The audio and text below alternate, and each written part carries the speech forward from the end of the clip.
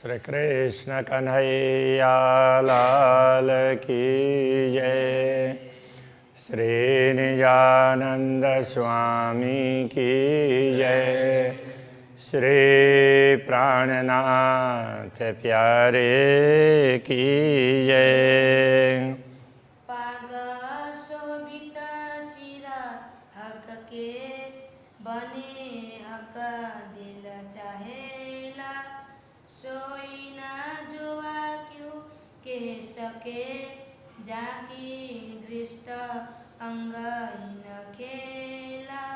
जाकी दृष्ट अंग इन खेला। श्री कृष्ण कन्हैया लाल की। अक्षरातीत पूर्ण ब्रह्म परमात्मा के पाक का वर्णन हो रहा है। तो उसके लिए कह रहे हैं दुग्धवी शोभा तो कहूँ जो पगड़ी शोभा है, और पाग में जो दुग्धुगी की शोभा है ना, उसको हम अलग प्रकार से वर्णन कर सकते हैं, किंतु वो पाक की और उसकी अलग अलग शोभा हो तो वर्णन करें ना। वो तो पाक की शोभा को ही बढ़ाने के लिए है, ये कहना चाह रहे हैं। जो त करे हक दिल चाही, कोई तरह बनी न ठौर। तो इनमें से जो प्रकाश निकलता है, जैसा राज्य चाहते हैं उस प्रकार का प्रकाश निकलता है। इसलिए ये दुग्धुगी की शोभा कोई विशेष प्रकार की शोभा है, तो पाक की शोभा को बढ़ाने के लिए है। वो कहने का तरीका अलग है। ये क्यों आवे जुगत जुआमिने, क्यों कहूँ ए है सलूक। तो ये कितनी युक्तिपूर्वक इसकी संरचना है, तो वो जिह्वा के द्वारा बताया नहीं जा सकता। और ये कितना सुंदर है ये भी नहीं बताया जा सकता है। जो ए तरह आवे रूह दिल में, तो तवई होवे टूक टूक। ये किस प्रकार से इतने सुंदर है, तो ये रीत ब्रह्मात्माओं के दिल में आ जाए, वो समझ जाएं, तो उसी समय उनका दिल है वो टुकड़े टुकड़े हो जाता। कहने का तात्पर्य उसके अंदर ये चुभ जाता, तो जब तक ना देखें तब तक उनको संतोष नहीं होता। इन पागई में है दुग्धुगी, बनी पागई में कलंगी। तो इसे पाग में ही दुग्धुगी है और कलंगी भी पाग में ही है। पाग की शोभा बढ़ाने के लिए है। ए जंग करे ज्योत ज्योत सो। अब पाग की ज्योति अलग प्रकार से है और दुग्धुगी की ज्योति अलग प्रकार से। दोनों की ज्योति एक दूसरे के साथ में द्वंद्व करते हैं। ये बनाए लह का दिल की, इनकी अलग अलग शोभा, इतनी सुंदर शोभा क्यों है, तो कहते हैं कि ये अक्षरातीत धामधनी ने दिल से इनको तैयार किया है। इसलिए कई जिनसें कई जुगतें कई तरह भांत सल की। ये इसमें कई साधन हैं, कई सामग्री भी है इसके अंदर जुड़ी हुई। तो जैसे अलग अलग बेल बुट्टे वगैरह, तो अलग अलग रत्न वगैरह, ये सब जिन्स कहने से सब वस्तुएं, और उनको अलग अलग तरीके से युक्तिपूर्वक उसके अंदर सजाया है। कई तरह भांत सल्लू की ये, इसलिए ये एक प्रकार से सुंदर नहीं है, कई प्रकार से सुंदर है। उसके एक बुट्टे को देखते हैं तो उसकी सुंदरता और प्रकार की दिखाई देती है। तो ऐसे तो कई प्रकार की सुंदरता हैं।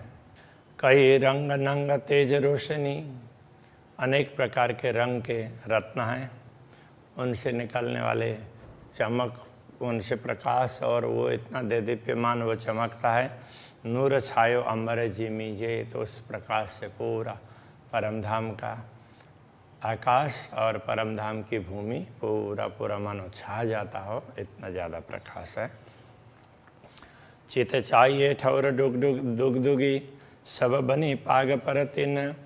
जित चाहिए, जहाँ दुग्धुगी होनी चाहिए तो वहाँ पर दुग्धुगी है। ठौर कलंगी के कलंगी, जहाँ कलंगी होनी चाहिए वहाँ कलंगी है। सिपत न जो वहाँ पहुँचा था, इसलिए इस पाक की शोभा का वर्णन जिह्वा के द्वारा नहीं हो सकता। कई सुख सलूकी न पाग में, पाग को देखते हैं तो उसकी सुंदरता देखते ही रहें ऐसा होता है, उससे अपार सुख प्राप्त होते हैं। मैं तो कहूँ विदय का, मैं तो एक ही बात बता जा रहा हूँ, दिल चाही रूह देखत, ब्रह्मात्मा अपने दिल की चाहना के अनुसार देखती है, दर्शन करती है। किंतु ये क्या कहना चाह रहे हैं, एक क्षण में रूप अनेक, देखते जाएं तो क्षण क्षण में उसके रूप में नवीनता आती है। बस मैं तो ये आपको समझाना चाह रहा हूँ, ये बता रहे हैं। ना कछु खोली ना फेर बांधी, इन पागई में कई गुण। तो इस पाग में इतने गुण हैं कि इसको न तो उसको कभी खोलना पड़ता, उसको खोल करके फिर दोबारा बांधना पड़ता हो, ऐसा है नहीं। तो इस प्रकार के इसमें कई गुण हैं। पल पल में सुख दिल चाहे, नए नए देत रोहन। तो ये पाग एक एक पल में ब्रह्मात्माओं को उनकी चाहना के अनुसार सुख देने के लिए सक्षम है। अक्षराते धामधनी ने इसकी शोभा ब्रह्मात्माओं को आनंदित करने के लिए बनाई है, ये कहना चाह रहे हैं। या विध कई सुख देता है, या वस्त्र या आभूषण, इस प्रकार परमधाम के वस्त्र, श्री राज्य के वस्त्र हों या आभूषण, वो ब्रह्मात्माओं को अनेक प्रकार के सुख प्रदान करते हैं। सुख का स्वरूप श्रृंगार के, किन विध कहूँ मुख इन। अक्षरातीत धामधनी के श्रृंगार के स्वरूप की क्या बात कहूँ, उससे क्या ब्रह्मात्माओं को कितना सुख प्राप्त होता है, इस बात को इस मुँह से क्या बताऊँ। तिलक नासिका नेत्र की, केश लवन कान गाल।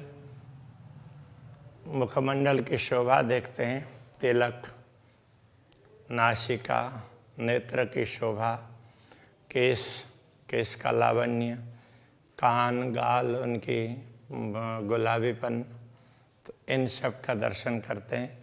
मुख चौक देख नयन रूह के, पूरे मुखमंडल जिसमें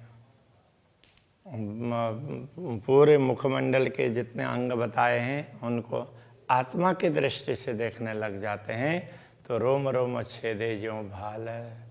तो आत्मा को ऐसा लगता है कि उसका चिंतन करते हैं तो भी जब तक ना दिखे ना तब तक वो हृदय को, मानो हृदय को ही नहीं रोम रोम को भाले छेद रहे हैं।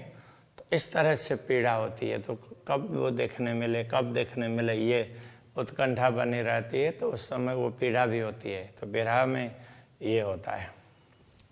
विरह और विलास दोनों की सुख की बात बताई है, तो यहाँ पर थोड़ा सा विरह की भी बात बता रहे हैं। मुख सुंदरता क्यों कौन नूर जमाल सूरत। अक्षरातीत धामधनी की मुख की सुंदरता के बाद क्या कहें, ये तो अक्षरातीत धामधनी का स्वरूप है। ए बयान दुनि में क्यों करूं, ये जो आई अरस न्यामत। तो दुनिया में इसका वर्णन क्या करें, ये तो परमधाम की संपदा दुनिया में अवतरित हुई है। और ये बार बार चुभने की बात कर रहे हैं ना, तो इतनी चाहना रखने से, इतना प्रयत्न करने के बाद में उनको देखे हैं, इसके लिए तो प्राणनाथ जी ने कितना तप किया होगा। तो सदगुरु को बोलते हैं कि मेरे अंदर क्या कमी है, आप वो बता दीजिए। तो उनको ये लगता है कि सदगुरु को दिखता है और मुझे क्यों नहीं दिखता है। तो उन्होंने खाना पीना सब छोड़ा और मन कहाँ जाता है ये देखा। कितना, ये एक दिन दो दिन की बात नहीं है, ये तो महीनों महीनों की बात है। इतने वो तड़पते रहे तब जा कर के दर्शन हुए हैं, इसलिए समझा रहे हैं। ऐसे सीधी सीधी साधारण बात नहीं है। ए मुख देख सुख पाइए, उपजता है अति प्यारा। अक्षरातीत धामधनी के मुखारविंद के दर्शन से बड़ा सुख प्राप्त होता है और अंदर से एक प्रेम प्रकट होता है। देख देख जो देखिए तो रूह पावे करार। तो मुखमंडल के दर्शन करते हुए ब्रह्मात्माएं देखती रहती है। जितनी देखती रहती है उतना उनको शांति मिलती है, उसको तृप्ति मिलती है। अब यहाँ करार कहने से एक प्रकार से शांति भी होती है, तो इसको तृप्ति कह सकते हैं। जो देखूं मुख सलूकी तो चुभ रहे रूह माहे। जब मुखमंडल की सुंदरता को देखते हैं तो ये तो हृदय के अंदर ये अंकित हो जाते हैं। तो वो स्वरूप, तो वो सुंदरता हृदय में अंकित हो जाती है आत्मा के। हाँ, ए सुख मुख अरस का कह ना सके जो आए, तो परमधाम का ये सुख है, इसको इस मूस की जिह्वा के द्वारा बताया नहीं जा सकता। गौर नीलवट रंग उज्ज्वल जाऊं बल बल मुखारविंद, तो श्री राज्य का मुखमंडल है, तो जैसे ललाट है गौर वर्ण का अति उज्ज्वल है, ऐसे मुखारविंद के प्रति बार बार समर्पित होने का मन होता है। ए रस रंग छवि देखिए काढ़त विरहा निकंद, ऐसी सुंदर छवि को रस टपकाने वाले जैसे देखते रहते हैं ना, तो उसमें से रस टपकता हो ऐसा लगता है, देखते ही रहें ऐसा लगता है। ऐसे सुंदर छवि को जब देखने लग जाते हैं, तो अब जब दिखने लग जाए तो उससे विरह तो कहाँ भाग जाता है पता ही नहीं चलता है। जब तक ना देखे तब तक विरह होता है, दिखने लग जाता है तो फिर विरह कहाँ उड़ जाता है पता नहीं चलता। जो मुख शोभा देखिए तो उपजत रूह आराम, इस प्रकार मुखारविंद की शोभा जैसे ही देखते हैं तो आत्मा को बड़ा आराम मिलता है, बड़ी शांति प्राप्त होती है। अभी तक जो व्यथा थी, पीड़ा थी, वो कहाँ भाग जाएगी पता नहीं चलेगा। तो उस समय अपार सुख और एक प्रकार की अलग प्रकार की तृप्ति प्राप्त होती है।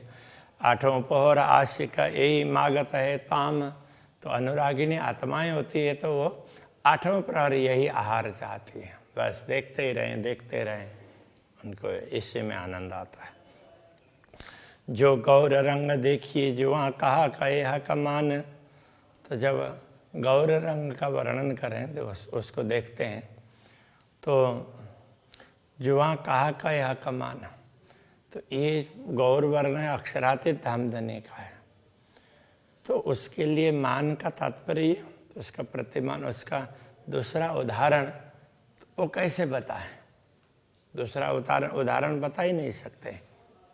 और कछु न देवे देखाए आगो अर्श शोभान, तो पूर्ण ब्रह्म परमात्मा के दर्शन करते हैं तो उनके समक्ष दूसरा कुछ दिखता ही नहीं है, बस वही दिखते। इसलिए ऐसे हैं करके बोला भी नहीं जा सकता, क्योंकि ऐसी कोई दूसरी वस्तु हो दिखाई दे तब ना। तो इसलिए जो दिख रहा है तो वही सर्वस्व है, ऐसा समझना चाहिए। हंसत शोभित मुखारवटी अति सुंदर सुखदाय, जब अक्षराते धामधनी मंद मंद मुस्कान करते हैं तो उस समय हरवटी ये चिबुक है, उसकी शोभा भी अलग प्रकार की होती है। अति सुंदर सुखदाय, तो वो भी अत्यंत सुंदर और सुखदायी, देखते ही रहें ऐसी होती है। हाय हाय रूह नजर यासों बांध के क्यों टूक टूक होए न जाए, जब आत्मा की दृष्टि इस चिबुक में पड़ती है तो लगता है कि बस इसी को ही देखते रहें, इसी में समर्पित हो जाएं, ऐसा लगता है। अति गौर सुंदर हरवटी, ये चिबुक है अत्यंत गौर वर्ण का है, बड़ा सुंदर है। और अत्यंत शोभा शलूक, इसकी शोभा कैसी है? अच्छी है, बड़ी सुंदर है।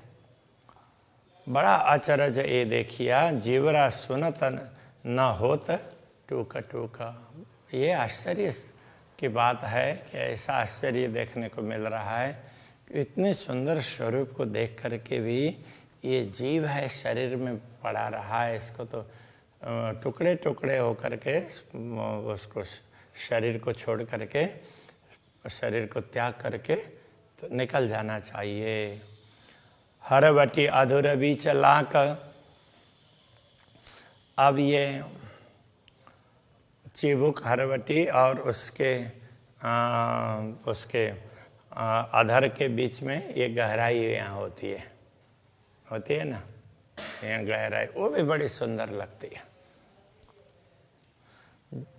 मुख अधर दो लाल, पूरा मुखारबिंद अधरोष्ट दोनों देखते हैं तो बड़े लाल लाल लगते हैं। ये लालक मुख देखे पीछे, इस मुंह की ऐसी लालिमा देखने के पश्चात हाय हाय लगत न भैड़े हैड़े भाल। तो बड़े खेत की बात है कि दिल में कोई भाला नहीं चुभ रहा है कि इसको मैं प्रत्यक्ष देखूं, ऐसा नहीं हो रहा है, ये बड़े खेत की बात है, ऐसा बोल रहे हैं। शोभे हंसत हरवटी, बड़ी अचरज सल्लू की मुख। जब श्रीराज जी हंसते हैं ना, मुस्कुराते हैं, तो उस समय उनकी हरवटी, तो ये चिबुक है उसकी शोभा, तो वो भी हंस रहा है ऐसा लगता है। बड़ी अचरज सल्लू की मुख, उनका मुखारविंद बड़ा ही आश्चर्य पैदा करने वाला, इतना सुंदर दिखाई देता है कि लगता है कि ऐसा भी हो सकता है क्या, ऐसा लगता है। रुआ देखे अंतर आँख खोल के, आत्मा अंतर की आँख खोल करके देखती है तो उपजे अरस सुख, तो उसको परमधाम के सुख का अनुभव होता है। अरे मैं परमधाम में हूँ, ऐसा लगेगा।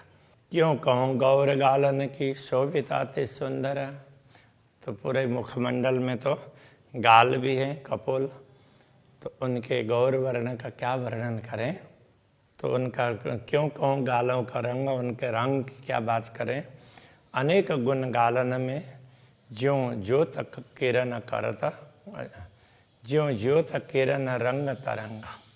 गाल में ऐसे अनेक गुण हैं, अनेक प्रकार उसके ना आभा अलग अलग प्रकार की है। कहीं ज़्यादा गाल लाल लाल हैं तो कुछ में थोड़ा सा कम होगा ऐसे। तो उसकी जो कांति है, उसमें से जो ज्योति निकलती है, तो उसके वो रंग को देख करके ऐसा लगता है। तो इस प्रकार से उसकी बड़ी शोभा है। बारीक सुख स्वरूप के कोई जाने रूह मोमिन, अक्षराते धामधनी के स्वरूप के सुख हैं, बहुत बारीक हैं। कोई ब्रह्मात्मा उसको समझ सकती है, पहचान सकती है। इश्क इल्म जोश याई को, जाके होशियार रस में ताना। तो प्रेम ज्ञान जोश ये सब तो इनको ही प्राप्त हुआ है ना, क्योंकि जाके होशियार रस में ताना, जिनका असली स्वरूप तो परमधाम में है, तो उनको ही ये सब लाभ प्राप्त होता है, बाकी सबको प्राप्त नहीं होता। ए मुख अचरज अद्भुत गुण केते कहूँ गालन, ये मुखारविंद के गुण हैं, बड़े आश्चर्यजनक हैं इसकी शोभा। और गाल के भी गुण कितने बताएं। ए रूहें जाने सुख बारीक, तो ब्रह्मात्मा इस सूक्ष्म बारीक सुख को समझ सकती है। हर गुण अनेक रोशन, एक एक गुण में अलग अलग प्रकार का प्रकाश है, तो ब्रह्मात्मा इसको समझ सकती है। रूह के नयना खोल के देखूं दो गाल, अंतरात्मा की दृष्टि को खोल करके दोनों गालों के दर्शन करते हैं। आशिक को मासूक का कोई भेद गया रंग लाल, तो ऐसे करते हैं तो लगता है कि अनुरागिनी आत्मा को अक्षरातीत धामधनी के गाल का जो लाल रंग है ना, उसके हृदय को विदीर्ण कर दिया है उसने, तो बस वही दिखता है, ये कहने का तात्पर्य है। गाल रंग अति उज्ज्वल है, गाल का रंग अत्यंत उज्ज्वल है। गहरा अति कसुबा है, गहरा और लाल है। अति कसुम्बा बोलते कुसुम्ब पुष्प है, तो उसका वो लाल भी है और थोड़ा थोड़ा गुलाबीपन भी है, तो उस प्रकार के लालिमा है। महबूब मुख देखे पीछे अक्षराते धामधनी के मुखारविंद के दर्शन होने के पश्चात रूह छिन्न सहे अंतराए, तो ये आत्मा उनके बियों को एक क्षण के लिए भी सहन नहीं कर सकती। ए अंग अरस स्वरूप के क्यों होए वर्णन जिमीन, ये परमधाम के स्वरूप के अंग है, उनका वर्णन इस भूमि में कैसे हो सकता है, इस नश्वर जगत में। ये अचरज अद्भुत हके किया वास्ते अरवा अर्श के तन, ये बड़े अद्भुत आश्चर्य का कार्य है, असंभव कार्य अक्षरातीत धामधनी ने संभव बनाया है। वो किस लिए? वास्ते अरवा अर्श के तन, परमधाम की आत्माओं के लिए है, जिनका जिन आत्माओं का मूल शरीर परमधाम में है, परात्मा, उनके लिए ये बता दिया है। महामत हुकुम में कहता है, महामती हुकुम से कहते हैं, ये वर्णन किया नेक, ये थोड़ा सा वर्णन किया है मुखारविंद का, वैसे पूरा वर्णन तो बहुत होगा। और अभी कहूँ हक हुकुम में अक्षराते धाम धने के हुकुम से और भी अंगों का वर्णन करेंगे। अब होशी सब विवेक, अब सबको ये विवेक प्राप्त होगा, तो सब लोग इसको देख पाएंगे और आनंद का अनुभव करेंगे, सब पहचान पाएंगे। कहने का ये तात्पर्य है कि आज के प्रसंग को यहीं रखते हैं। श्री कृष्ण कन्हैया लाल की जय।